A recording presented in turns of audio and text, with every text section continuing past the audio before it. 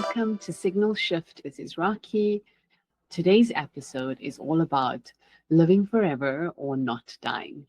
And it's part of a broader focus on health and wellness that we're going to be doing for the next few episodes. And really addressing those big questions we all have when it comes to our health and wellness. One of the biggest questions we have around our health is, how do I reverse aging? Or how do I live longer, right? With a better health span in that time. We're all trying to find new ways to biohack our health, not just for wellness, but for longevity. Ultimately, we don't want to die, right? And it's this need that Bryan Johnson, the tech billionaire turned longevity experimentation guinea pig, is tapping into. His documentary, Don't Die, recently released on Netflix. He is giving talks around the world, and he has an upcoming conference called the Don't Die Summit in LA, in New York, in Miami. His regime is extreme, and so are the alternative therapies he tries. Some of what he does, we can all get behind. Consistent sleep patterns, plant-based eating, strength training, but it's the plus 50 supplements, the plasma exchanges, the experimental gene therapy that's a bit questionable. If what it takes to live longer looks like his lifestyle, some people have publicly said they would prefer to die.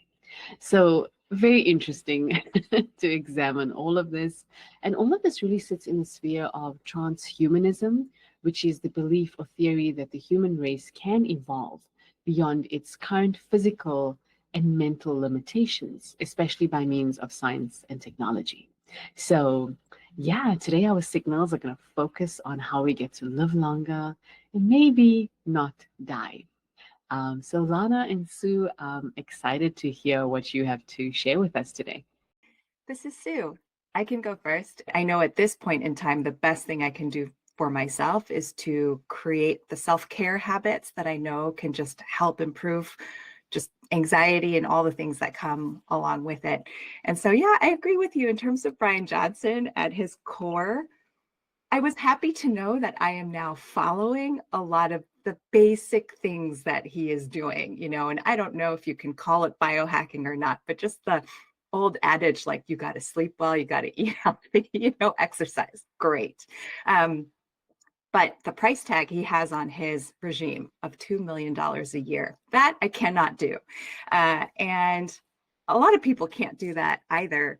What they also can't do is even these luxury wellness resorts that are now going into some of more of the medical and clinical work as well are, 5 figures a pop, sometimes even more than that. And it's just not accessible for a lot of people. Well, what I found recently was actually a signal I saw in real life, backed by some articles. There is a place not too far from where I live called Restore. And for the longest time, I thought it was the donated goods item for Habitat for Humanity. Like, they have a store called Restore, right? You can buy things there secondhand. It wasn't that. It was actually Restore Hyper Wellness Center.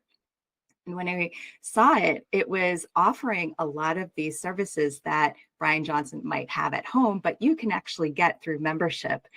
So they offer things like cryotherapy, IV drips, infrared sauna, stuff like that, where, I might have seen it a long time ago and thought, oh, this is kind of a woo-woo kind of thing, like nobody's really doing it.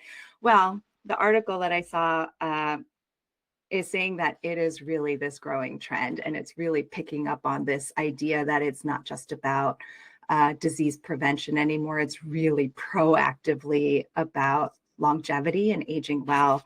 And so there is a clinic group called Next Health. It's actually based out in Los Angeles. They are planning to grow to 150 longevity centers by 2027. And so this is a group that does the cryotherapy, like all of those things. They also are offering what they're calling like executive physical fitness exams that run close to $15,000 a year. They're also doing the plasma exchange that Bryan Johnson was doing, right, for 10 grand for every time. So, but yeah, they're growing. There is the Restore Hyper Wellness Center I just mentioned here. They are planning to grow to 500 locations around the country. So it is definitely a thing now. And I think, in the future, I'm just thinking about the places I would go to for a massage. No longer is it going to be a place where you're getting kind of these more quote unquote like traditional therapies. They might be mixing it in with, you get a massage here, but you also have to have your sauna session, all of those things, maybe some clinical supplements that they might have you do. And so I can definitely see that happening in the future. And then I'll just share this one other real life signal about the growing popularity and interest in this. Over the holidays, I went to Quebec City, where they have a Nordic spa, right? So you have the hot bath, the cold plunge, all of those things. Well, no line for any of those treatment rooms or for the baths, but the one place I had to wait, infrared sauna. And I just went out of curiosity, and that was the only place there was a line. So it's like, oh, there is definitely something here. So I think in the future, you might see me, checking one of these places out soon to see what it can offer. So that was my signal. I love it. I love it, Sue. So exciting. And I think making it so possible, right, and feasible that, oh, wow, we can all access stuff like this and have a membership somewhere. And I think it just shows, like you were saying, Sue, that it's just going to grow and grow. And hopefully with the growth, be more affordable for more of us. So very, very cool. And Alana, where did you go with the longevity? And I will say for the record, like I do not want to live forever. Like I'm not interested. But of course I want to be healthy. But I think some of this like optimization, yeah, I'll be on the side where it's like I don't know if the trade-off is worth it. And so I'll say that up front. But this article that I found was recently in Wired, and it's the author of it is Kathy Willis. She's a professor of biodiversity at Oxford, and she just wrote this book called Good Nature. And so it's something that we have talked about many times, but this article and the studies reveal how spending time in nature can dramatically improve our gut microbiome and our immune system. And so the study children who played in areas containing forest soil, just put their hands in the soil, showed significant increases in beneficial gut bacteria and improved immune markers in just 28 days. And they had other studies where people went for a walk in the woods and, they would swab like their nasal cavity. For the children playing in the soil, they would swab the skin on their hands, afterwards. And they were tracking sort of these the benefits they could see, the difference between those folks and the participants who did not do that. So this presents like a really interesting contrast, I think, to Bryan Johnson's blueprint approach, which is, he's all about microbiome monitoring and intervention. And as you mentioned, the supplements and the testing and, just thinking about the microbiome system, like is something that's to be measured, to be controlled, to be enhanced, right? And then these researchers, this is like so basic, right? This is like, put your hands in the soil for 20 seconds. And afterwards, don't use soap when you wash your hands, right? Just rinse your hands. That's all it takes, right? To show some benefits. And, they even had a study, like if you can't go outdoors, right? That now we're seeing like, this is not something that everyone has access to, right? If you can't go outdoors, if you can't go for a walk in a forest, bring plants indoors, right? They even have studies that show one spider plant in the house starts to change the atmosphere of your living situation. And so, I think this is like an ongoing paradox that we've talked about, right? And this tension, whether like, is our path to optimal health going to come through technology and come through control, or are we, can we reconnect with natural systems that our bodies evolved to interact with? as a possibility. And so, so that's sort of one thing. We know this already, but just more and more evidence to say, if you don't have to go this like very expensive path. There are simple solutions in front of you as well. It's true. We've lost so much of sense of oneness with our surroundings, which, many generations back, people always had. So, yeah, I think definitely something either ways to focus on. So I do love that. So I'll share mine. It speaks a little bit to some of the things you're speaking about, Sue, about wellness interventions that we know of, right? And interventions that we do know of would be, cryotherapy, right? Which is quite big, which is cold plunging and just using the cold to help our bodies, because it helps with reducing oxidative stress. It increases hormone production. It flushes out toxins. It improves circulation, reduces inflammation, all those things it really does do. And this all helps to slow aging.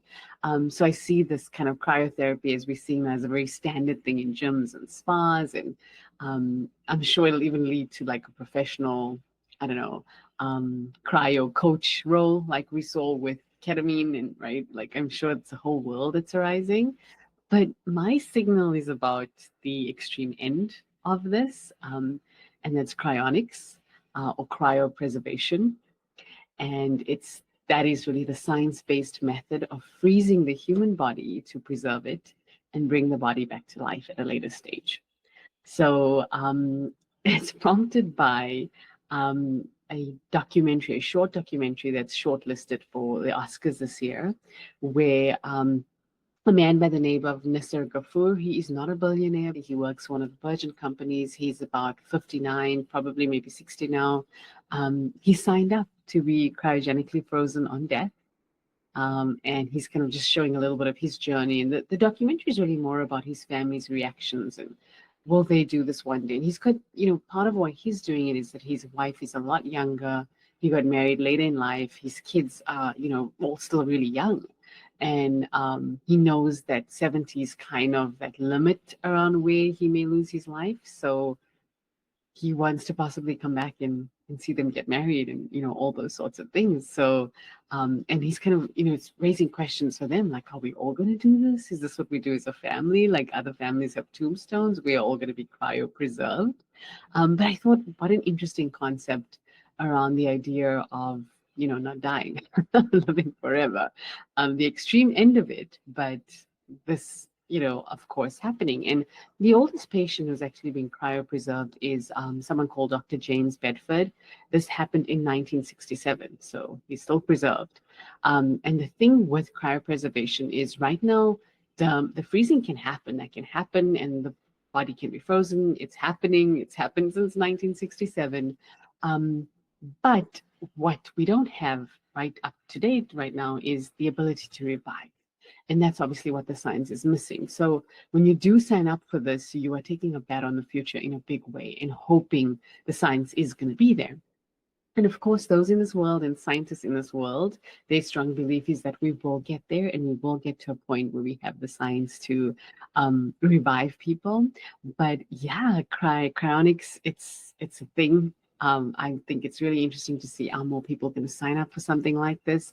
It is something that is both equally now affordable to, of course, there's more expensive ways to do it. So it can cost from anywhere from $20,000 to $200,000. 20,000 for a lot of people to live forever, I think could be reasonable. This particular individual in the documentary, he took out life insurance for this. So, there'll be ways to actually do this, right? If it's legal in your country, to be able to do this and have this as an option. You can even simply freeze some of your DNA or your tissue. You can even simply freeze just your head. I'm not kidding. There are companies that do this. You can sign up for it. Those are the costs.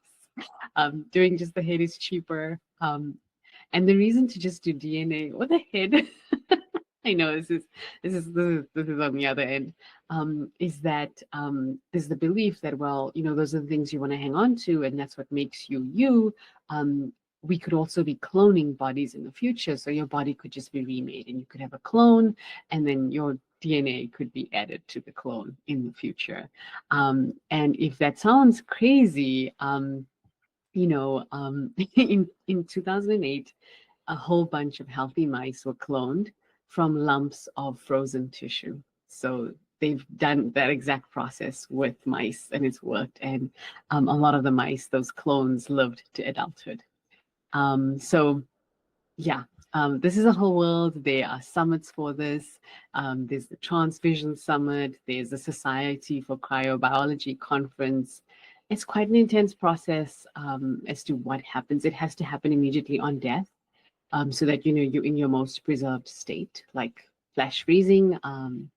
So yeah, it's something else, but it is an option for people who really want to, in essence, live forever, because you're not technically dead once they do that. You're preserved. What is coming up for either of you on these? Oh, that's a great one. So provocative. Yeah, I will say, I will link this signal, but they can already clone pets, and it's exactly what you're saying, which is that, like, if you have a beloved pet that you are considering, that you want to clone, you have to do it like immediately, to like start that freezing process. So they can already do that, so I guess this is like obviously removed, but yeah. And so I think this concept of these folks placing this bet on the future, that even though the revival is not possible right now, that they're basically saying, I believe that we will be able to figure this out. That is really incredible. I mean, I think the other thing that it brings to mind is obviously we can freeze eggs, right? And embryos, right? And we are facing like a lot of these ethical and other philosophical maybe decisions about what to do with the capabilities that we currently have. And so, and as this gets more complicated, so yeah, that's really fascinating, a fascinating take on literally living forever. Yeah, I had very similar thoughts, Lana, on what we can already do with cryopreservation.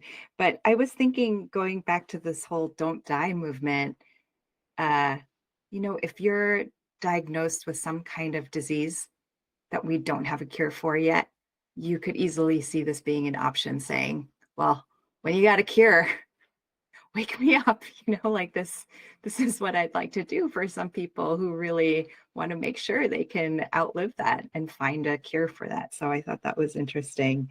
And then Lana, to your point around the good nature, I saw this article about, Bryan Johnson has some website that is like a longevity contest, and they've created all these indicators that kind of help rank you in terms of who is like, I don't know, aging or not aging, reverse aging the best, I guess.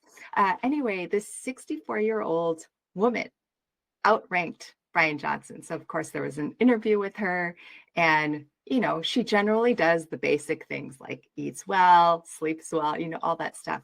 But she was all about social relationships. She said what keeps her going is her kids and her 11 grandchildren, and having that relationship with them is what keeps her healthy every day. So I just also loved having that natural, like more relational perspective that we've also talked about. This idea of community keeping you strong is extremely important. And then just building off of that, one thing I haven't seen is specifically around women's longevity. So many of these articles are around what men are doing, especially wealthy men, like all those things. And just seeing this 64-year-old woman talk about what's important to her just made me wonder, if women are biohacking or doing these things, where do women's reproductive systems, women's longevity come into play? And I know we talked about this a while ago about ovarian health as a big part of women's longevity.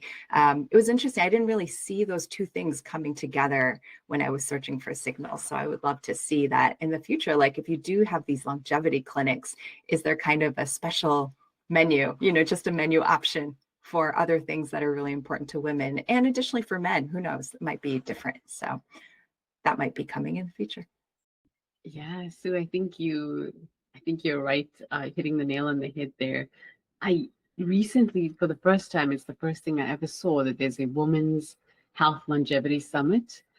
It's with, we spoke about this girl who's doing all these extreme things for longevity, and she was dating somebody, and he had to buy into that first before she would be with him. And they had this interest. Yeah. So she's one of the people, I think her name is Kayla Barnes. I might be wrong, something like that. And the lady from Levels, Cassie Means, Mindy Peltz, the gut doctor, speaking to everything you do, Lana. So there's a couple of them, and I think they're doing their first conference the next couple of weeks. It's the first time I've seen anything about women's longevity, but I think you're exactly right. I think that's going to be the, the big next thing, right? And with everything that's happening in the women's health space. And then, Lana, I think about what you were speaking about around the ethical concerns, and just for me, I guess the question comes up of like, if I am being preserved, like, well, what about my soul? Like, I'm not in that, where am I? Right? Like, am I in limbo? Am I a ghost technically? Like, there's that question, which is, yeah, for me, I felt, and I'd love to hear what you both feel about this with the Bryan Johnson documentary, is because he speaks a little bit about his past and religion, and there's definitely things that have happened to him that have led him to being here. He's kind of like, yeah, but there was nothing around spirituality in his regime, like nothing around that. I think he recognized relationships because he seemed really concerned that he is alone. He knew that was a risk, but I think he's finding community in the work he does now. But there was nothing around spirituality. It's kind of like science is God. Which, yeah, is, it's an interesting perspective. But for me, that's the part that I don't know, that I can't wrap my head around that part. What do you both think? Yeah, I think going back to the comment about the pets who were cloned, that's, and this is a big service. So they would tell the pet owners, just be aware that the clone's not going to have the same personality. Like they are just going to be their replica in terms of how they look, but they might like be different. And so that's really, it really speaks to kind of what you're saying, which is like, we're really just talking about the physical aspect, right? And so like cells and the biology and, these other aspects like a soul and the personality and the things that make you you. I mean, the physical is just like your meat suit, right? Like the thing that makes you you is your essence. And so, I'm really glad that you brought that up. I'm, to like think critically about this, how can you talk about not dying or living forever without acknowledging like having your like a spiritual belief system? So there's definitely something seems amiss there. Yeah, as you were talking, Rocky, I put two big questions. I said consciousness question mark, soul question mark. What happens? And yeah, if you are someone who believes in that, like there's all these other implications of what that means for you in your life. It's very hard to wrap my head around.